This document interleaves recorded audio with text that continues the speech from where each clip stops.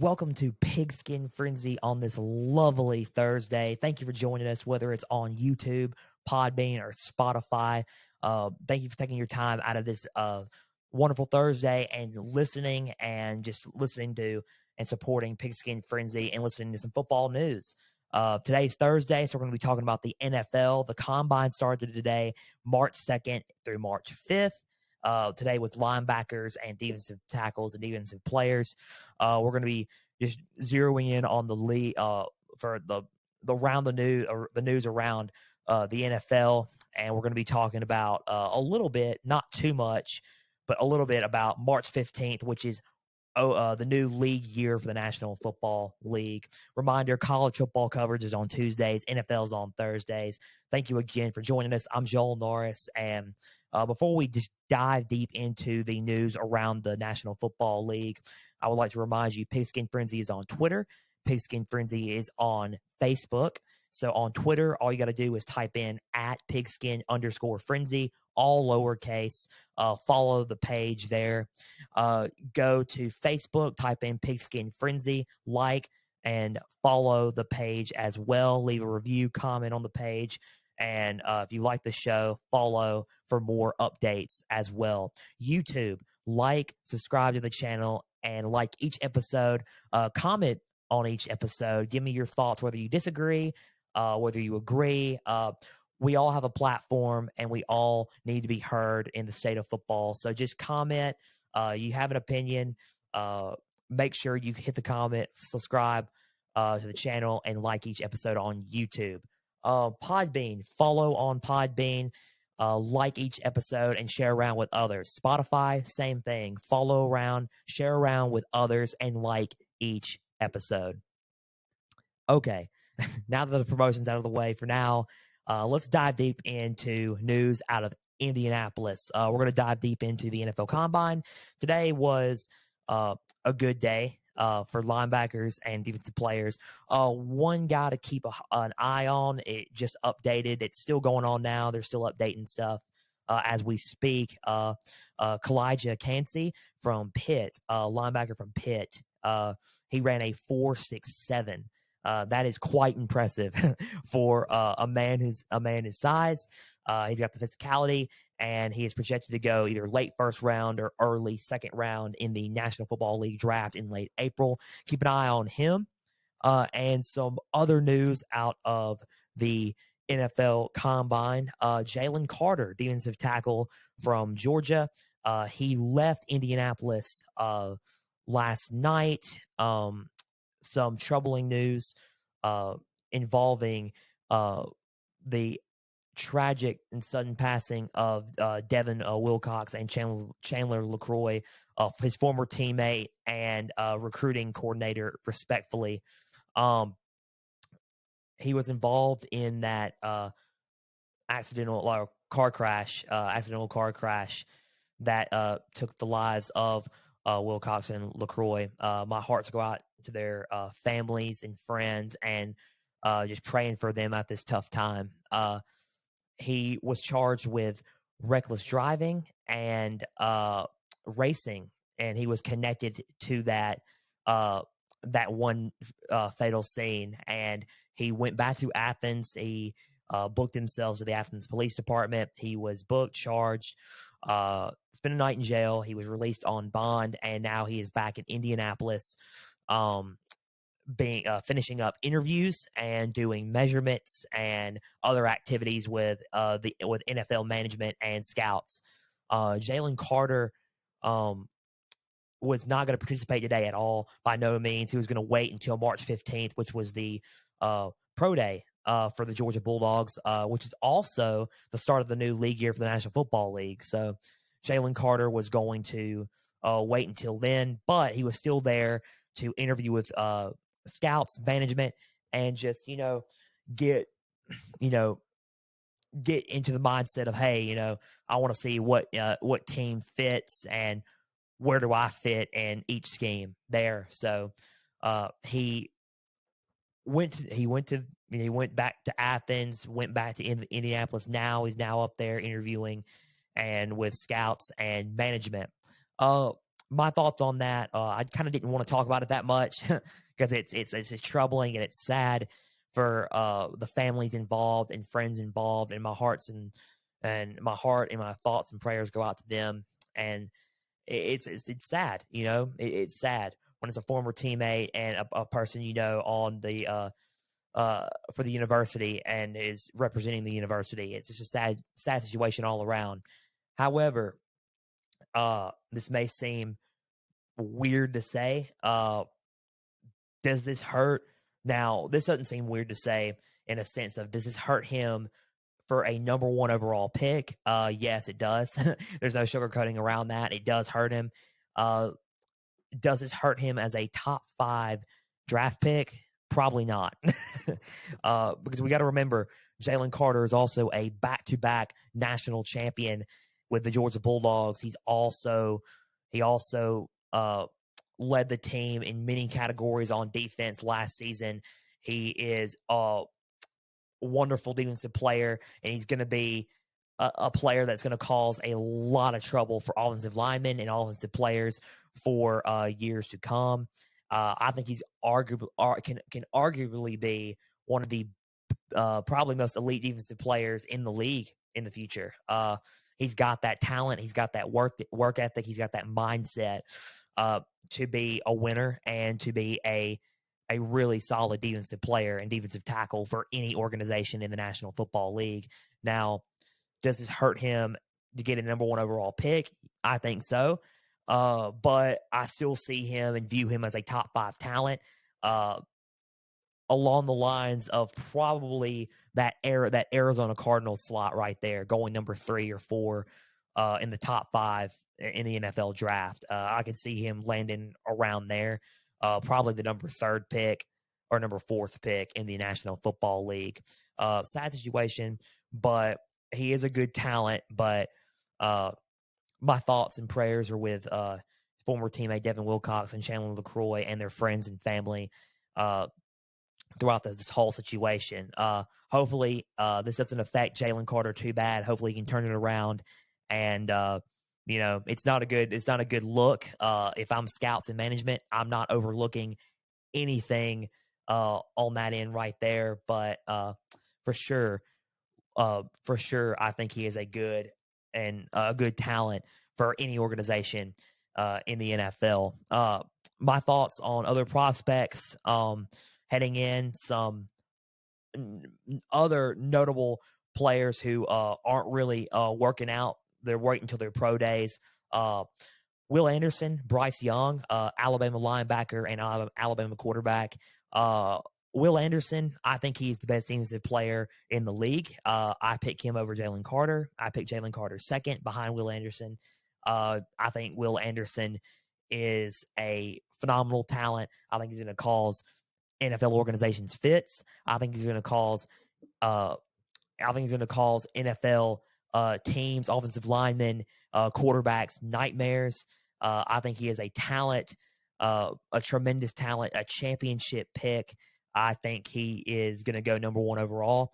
And if I'm the Chicago Bears here, I'm going all in, putting all my chips on the table for Will Anderson because he is that player. He is only 2nd in sacks in Alabama history. Think about that. In history of all the edge rushers that have come through with Nick Saban and have come through that school in general, Derek Thomas is number 1, but number 2 is Will Anderson. Think about that. Derek Thomas is the name. Derek Thomas played for the Kansas City Chiefs. Derek Thomas is a huge, huge player in the NFL. He went on to do some big things at Alabama and in the NFL, but he's 2nd behind Derek Thomas. Think about that. A Hall of Famer. Think about that. In my opinion, and in my thoughts, not really my opinion, I'm pretty sure everybody has this thought too. Will Anderson should go number 1. If I'm the Bears and if I'm not trading my pick, I'm going all in on Will Anderson at number 1. Houston Texans at number 2. I'm picking Bryce Young. I think Bryce Young is the best quarterback in the NFL draft. What he did at Alabama was sensational. What the scouts are worried about is maybe his physicality, his height, his hands, maybe. I wouldn't pay no mind to that. Kyler Murray was also dealt with that, and he went number 1 overall in 2018, 2019 for the Arizona Cardinals. They also said Joe Burrow's hands were too small. He led the Cincinnati Bengals to a Super Bowl for the first time in over 20 plus years. Um, and did they lose? They may have lost, but Joe Burrow led them there. Patrick Mahomes, they also said his hands were too small. Well, he is a 2-time MVP. He was a first-round draft pick from Texas Tech. Let's see, 2-time Super Bowl champion and 2-time Super Bowl MVP. So, I mean, scouts and management can be right. You need to listen. They need to be listened to, and you need to listen to them. But at the same time, they have been known to miscalculate some of their thoughts onto players. They also thought Tom Brady was too slow. He wasn't going to make it, and now he is one of the greatest quarterbacks, if not the greatest quarterback to ever play the game, by winning 7 Super Bowls. So, yeah, I mean, Bryce Young, in my opinion, best quarterback in this draft. He should go number 2. Behind him, if you want to talk about quarterbacks, CJ Stroud, the most likely landing spot for him would be Indianapolis Colts. I mean, look, the Colts need a rebuild. The Colts have they haven't had a rebuild. I mean, a solid team or a rebuilding season since Andrew Luck retired. Their rebuilds have crashed and burned, unfortunately, and I think that starting now with a championship quarterback, a man who, while granted he may have not won a championship in college, but he is known to win football games in general, and who could probably get you to that next level. CJ Stroud is a good pick here, and he's a good quarterback to get some weapons around and build around for Indianapolis. I don't think Matt Ryan is in their immediate future. Taking nothing away from Matt Ryan, he's a former NFL MVP.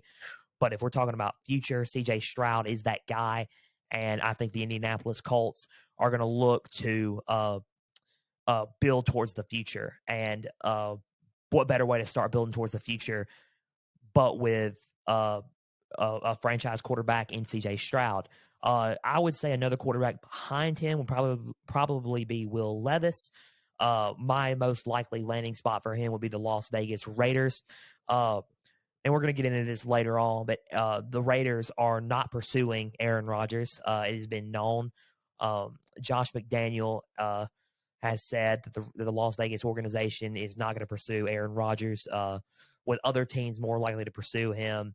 They're going to look at draft picks. So it's looking like Will Levis could land there and try to form a connection and to see what they can do for Devontae Adams and make a duo out of that also. A lot of draft picks and a lot of good prospects in this year's draft. There's one guy that's name's been coming up to be a number 1 overall pick, and it's Anthony Richardson. I have in my thoughts on this are Anthony Richardson. While he did have some good things, do some good things at Florida, I still think he needs to improve on some things. I think he's physically gifted. I think some of his decision making needs to be. I think he needs to be more precise in decision making. I think that a lot of what we saw on the field was good physically. I just think he needs to be better prepared mentally, and it could. I mean, better prepared mentally, so it can avoid costly mistakes. I saw some costly mistakes in some of his games this season. Bowl game against Oregon State, game against LSU.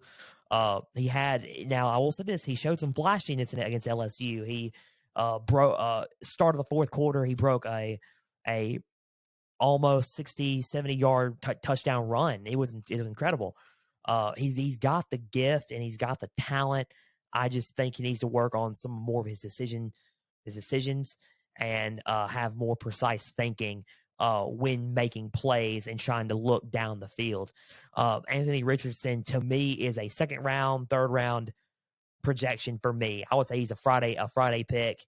I wouldn't say he's ready for the number one overall spot. Now, a lot can happen. I mean, there's pro day, there's combine. He is participating in the combine. So there's that. There's the pro day. He can jump from March 2nd to April 27th. He can jump from here on out. But I think right now, the best fit for him would probably be a second, third round pick for right now. Some of the prospects in this year's class are good, and it's going to be a great NFL season. I mean, we just came off of a good NFL season last year. It was a Super Bowl that was won by the Kansas City Chiefs. And speaking of that, I did go to the Super Bowl parade in Kansas City. It was it was fun. I mean, confetti flying around. Patrick Mahomes, Travis Kelce were there. They were happy. They were just pumped, fired up. They went to Union Station and made comments about the team. They're claiming that they're not done yet, and I believe them. I think the Kansas City Chiefs are going to be in it. And I think they're going to be a threat for years to come. Whoever they pick in the draft, I think they're going to be a threat for any team in the AFC and in the National Football League. The parade was fun, cold, very, very cold. I was freezing.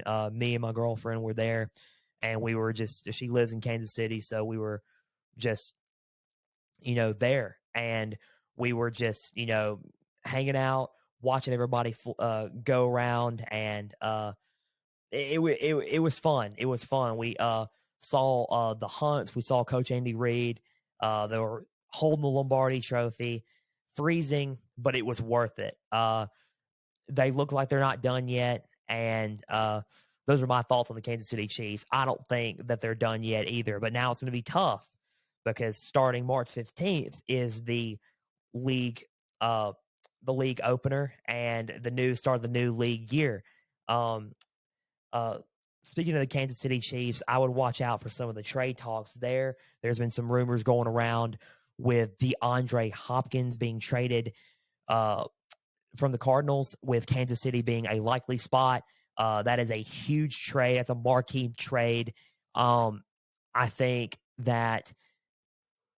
that would be scary for a lot of opposing defenses. So we'll have to keep an eye on that as well. Some more news coming out of March 15th. The Giants are going to release Kenny Golladay.